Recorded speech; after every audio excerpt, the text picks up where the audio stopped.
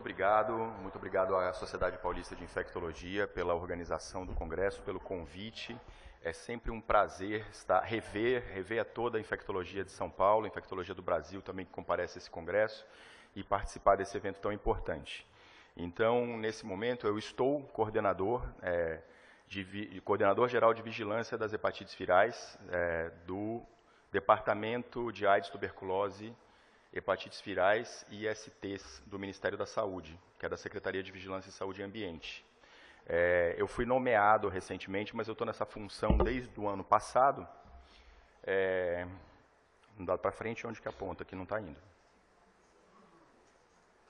Não está indo aqui. Para cá que aponta? Foi, agora foi. Então, eu estou desde o ano passado nessa função, eu não tenho conflitos de interesse, eu sou médico do Estado de São Paulo, cedido para o Ministério da Saúde. Não tenho nenhum vínculo, nunca tive nenhum vínculo empregatício com a indústria farmacêutica e também não recebo patrocínios há algum tempo. E estou lá trabalhando em alinhamento. O Ministério da Saúde está bastante alinhado com a estratégia global de eliminação das hepatites virais até 2030. E a estratégia global fala de um mundo onde a transmissão das hepatites virais são cessadas, e todo mundo tem acesso a tratamentos que sejam, tratamentos e cuidado, que sejam efetivos e que sejam também custo-efetivos, que tenham uma boa relação com o custo. E para isso, a implementação de ações de vacinação, práticas seguras de injeção, redução de danos, eliminação da transmissão vertical do vírus da hepatite B, tratamento do vírus da hepatite B em infectados e a cura da hepatite C.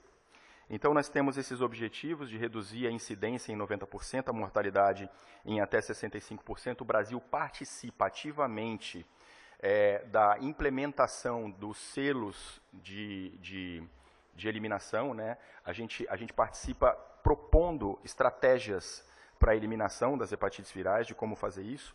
E nós já temos um caso no mundo, que é o Egito, que conseguiu eliminar, ganhar o selo ouro da Organização Mundial da Saúde em relação à eliminação da hepatite C, como problema de saúde pública. Não sei se todos sabem, mas o Egito tinha uma das piores situações, talvez a pior situação epidemiológica do mundo, né, com até 11% da sua população geral portadora do vírus da hepatite C, em decorrência de tratamentos em massa para esquistossomose, que ocorreu nas décadas de 50, 60, 70 e 80, onde eles injetavam com a mesma seringa, agulha, enfim. Então, a população tinha...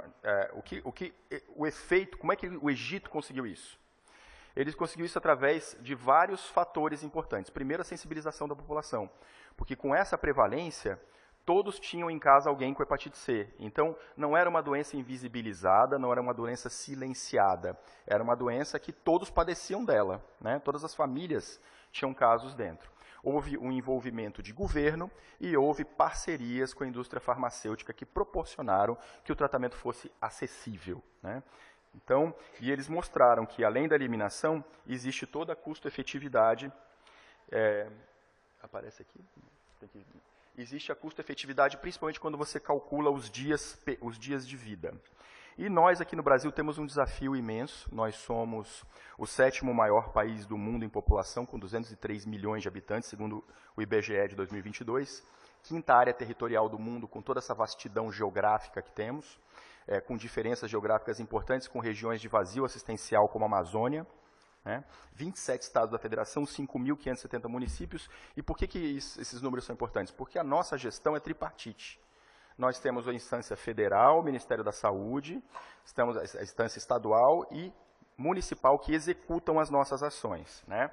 E o que o Ministério da Saúde fornece? Basicamente, nós já temos tudo o que precisa, todas as ferramentas necessárias para diagnóstico, para tratamento e para prevenção das hepatites virais.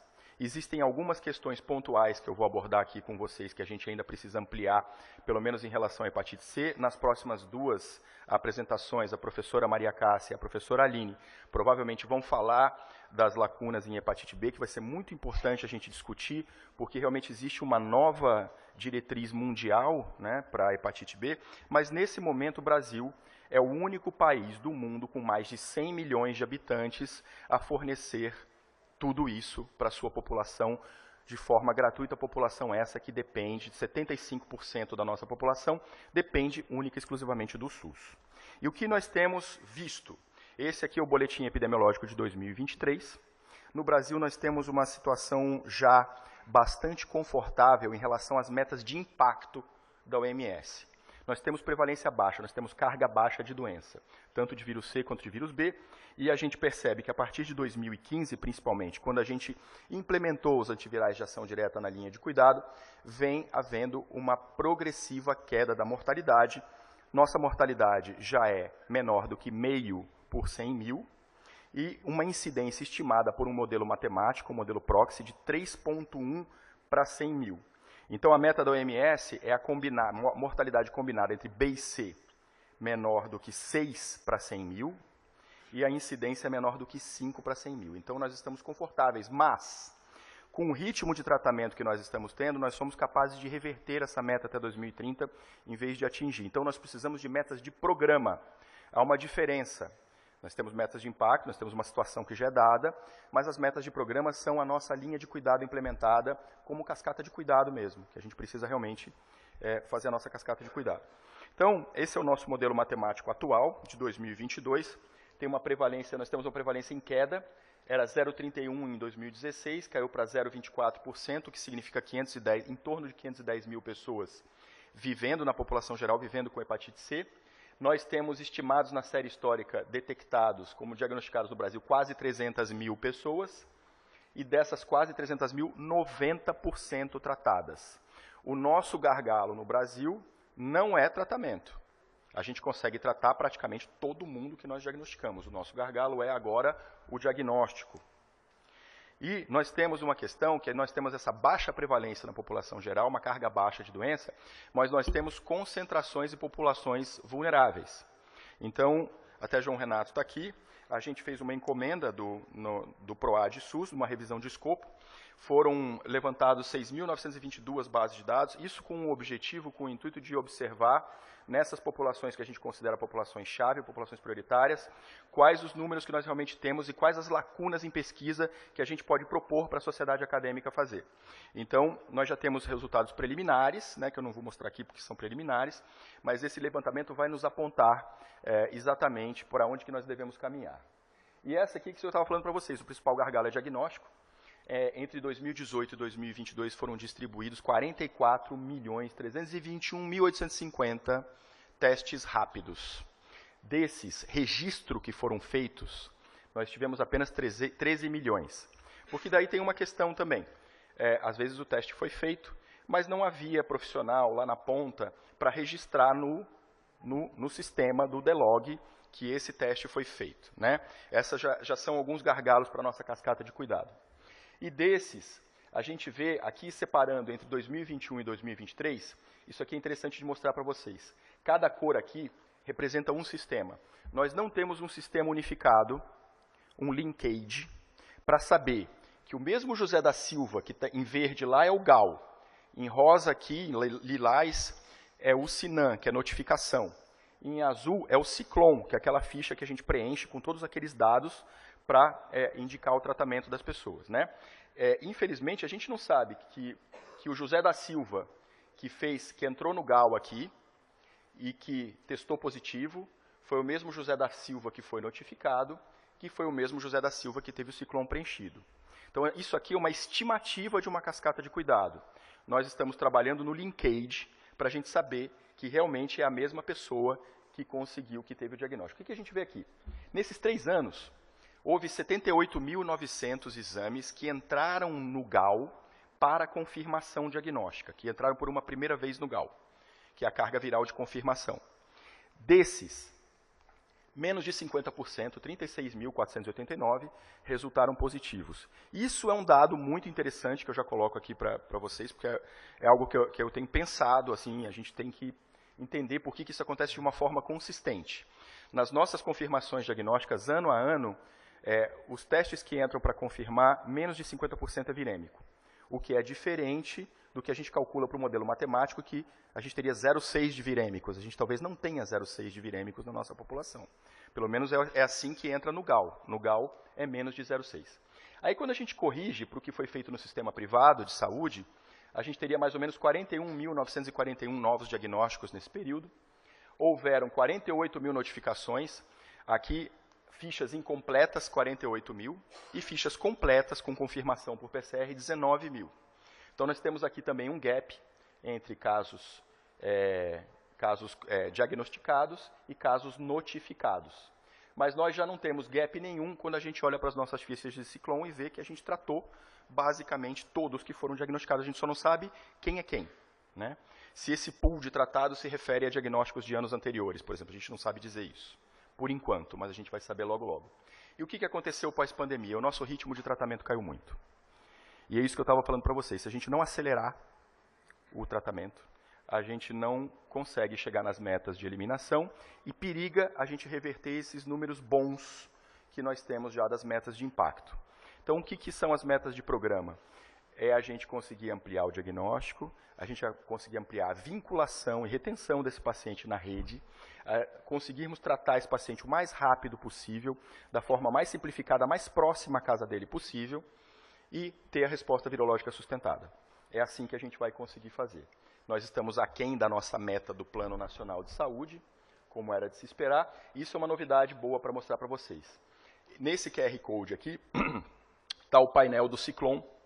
Né? A gente tem agora os dados do Ciclone atualizados mês a mês. Então, mês a mês, a gente sabe, pelo país, o número de pessoas tratadas no país inteiro, por estado e município. A gente tem acesso a tudo isso, e não só a esses dados, a gente tem acesso a dados demográficos, como vocês podem ver aqui. Peraí, deixa eu voltar. Né?